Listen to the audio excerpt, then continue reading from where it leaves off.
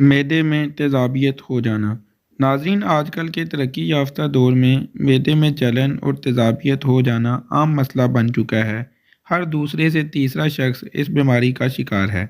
अगर आप इस बीमारी का शिकार हैं तो वीडियो को मुकम्मल देखें। इस वीडियो में इस बीमारी का निहायत आसान घरेलू इलाज बताया गया है।